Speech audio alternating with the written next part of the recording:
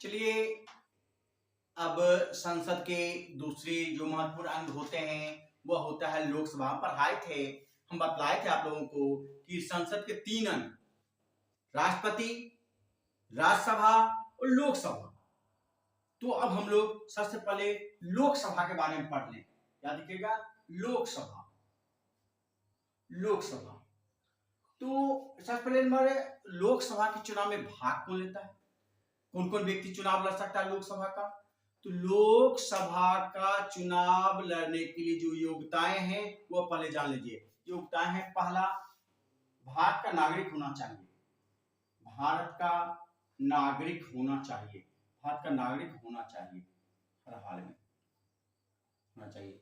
दूसरा, उसकी उम्र जो है वह कम से कम 25 वर्ष होनी चाहिए। 25 वर्ष उम्र, याद रखिएगा कि लोकसभा चुनाव लड़ने के लिए उम्र जो होती है वह 25 वर्ष होती है। कितने वर्ष होती है? 25 वर्ष होती है।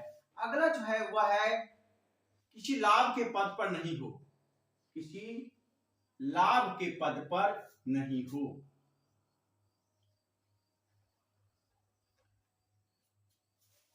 चौथा, किसी आपराधिक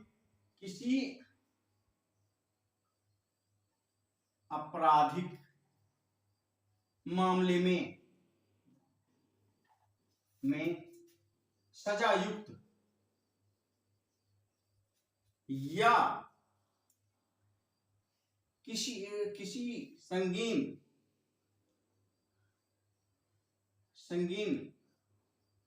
आपराधिक मामला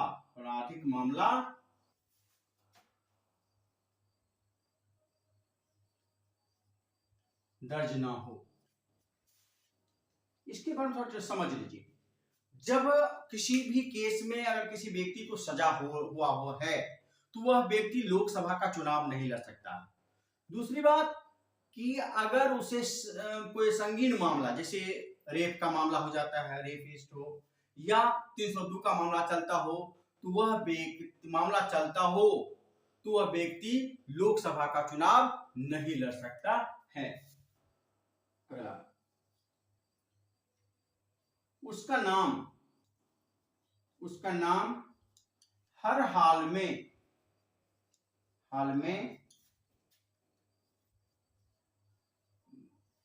वोटर लिस्ट में होना चाहिए। उसका नाम होना चाहिए,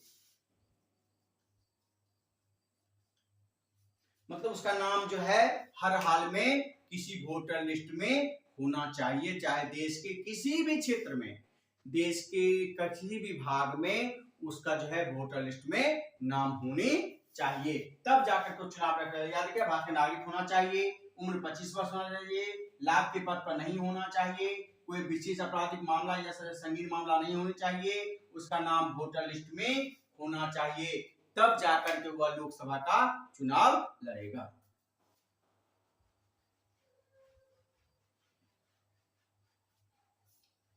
अब जो है लोकसभा में के चुनाव में भाग कौन लेता है?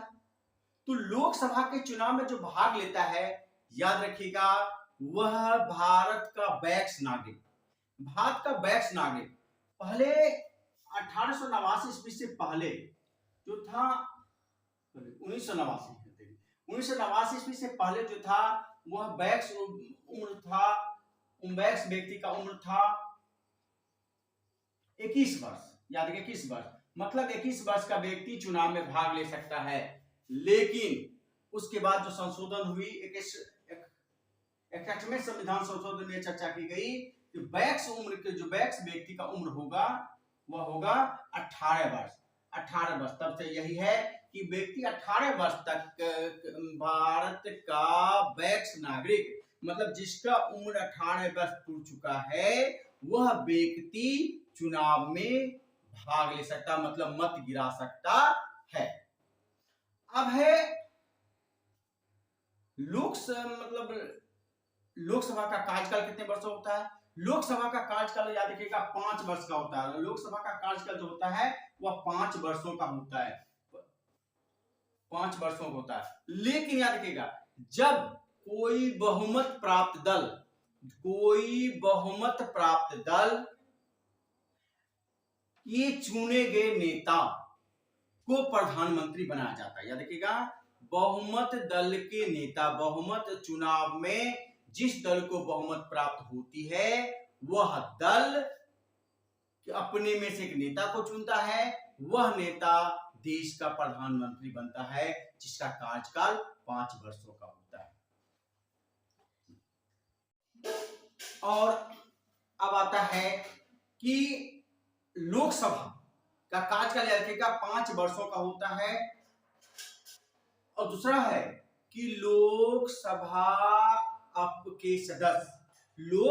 के सदस्य अपने में से एक अध्यक्ष और एक उपाध्यक्ष का चुनाव करते हैं। लिखिएगा, अध्यक्ष, लोकसभा सदस्य अपने में से अध्यक्ष और एक उपाध्यक्ष का चुनाव करती है।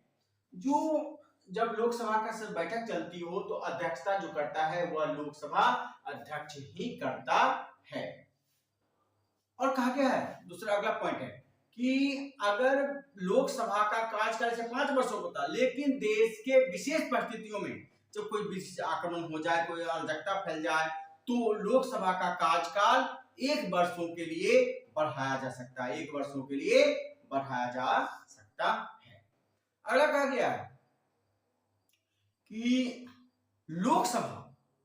लोकसभा के सदस्य लगातार 60 दिनों तक बैठक में अनुपस्थित रहता है। अगर लोकसभा के सदस्य अगर 60 दिनों तक, कितने दिनों तक, 60 दिनों तक अगर अनुपस्थित रहता है तो उसकी सदस्यता जो है वह राष्ट्रपति या अध्यक्ष, पहले अध्यक्ष, और जो अध्यक्ष अनुशंसा कर देगा या अध्यक्ष को ही पावर है, उसकी सदस्यता रद्द कर देगी। याद रखिएगा, उसका सदस्यता जो है रद्द कर देगी। अब एक बात आता है कि लोकसभा में बहुमत कैसे होता है, इसको पहले देख लीजिए आप लोग। हमारे 543 प्लस 1 क्या हो गया, 544। इसको 2 से भाग दे दीजिए तो 2 दूनी 4, 1 14, 2 7 14, फिर बचा 4। आप करिए तो बहुमत सिद्ध करने के लिए, किसी भी दल को बहुमत सिद्ध करने के लिए कितने सदस्यों की आवश्यकता होती है, याद कर 272। अगर कोई बहुमत प्राप्त दल करता है उसे कम से कम 272 सीट जीतना होगा, तब जाकर के वह सरकार का गठन करती है। उसमें जो लोकसभा के सदस्य होते हैं उसमें 2 प्रकार के होते हैं, एक सत्ता पक्ष, एक विपक्ष। अगर जो दल बहुमत सिद्ध नहीं कर पाती है वह विपक्ष, या जो सिद्ध कर लिए वह होता है सत्ता पक्ष, इसको कहते हैं सत्ता पक्ष। याद रखिए, सत्ता पक्ष। और जो बहुमत प्राप्त नहीं करती है उसे कहते हैं विपक्ष, उसे हम लोग कहते हैं विपक्ष। वह विपक्ष में बैठती है और सरकार, याद रखिएगा कि सत्ता पक्ष और विपक्ष सरकार देश के शासन व्यवस्था को चलाने में दोनों की समान भागीदारी होती है। चाहे सत्ता पक्ष हो चाहे विपक्ष हो, दोनों देश की शासन चलाने में समान अधिकार होता है। लोकसभा का चुनाव अर्थात ऐसे जान लीजिए पूरे देश में चुनाव कराने की जिम्मेवारी होती है चुनाव आयोग की होती है। पूरे देश में जो चुनाव कराएगी या चुनाव आयोग, जिसे हम लोग निर्वाचन आयोग भी कहते हैं, चुनाव आयोग, इसी को हम लोग निर्वाचन आयोग भी कहते हैं। याद रखिएगा, इसे निर्वाचन आयोग भी कहते हैं। पूरे देश में चुनाव कराने की जिम्मेदारी चुनाव आयोग या फिर जब निर्वाचन आयोग की होती है, ये पूरे देश में चुनाव कराती है। और यह जान लीजिए एक निष्पक्ष संस्था है।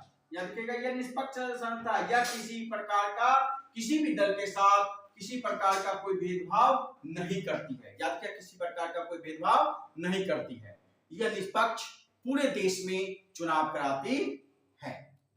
अब आता है कोई भी कानून, कोई विधेयक सबसे पहले नंबर ऐसे लोकसभा में पास की जाती है और लोकसभा के बाद राज्यसभा में जाती है और राज्यसभा के बाद वह राष्ट्रपति के पास जाती है, तब जाके बनता है कानून। इसलिए लोकसभा को सबसे बड़ा दल माना गया। निचली सदन है, लेजिस्लेचर कहा जाता है, लेकिन हमारे देश की शासन व्यवस्था में लोकसभा का सदस्यों का बहुत बड़ा योगदान होता है। यही था लोकसभा सदस्यों की कार्य और रूपरेखा।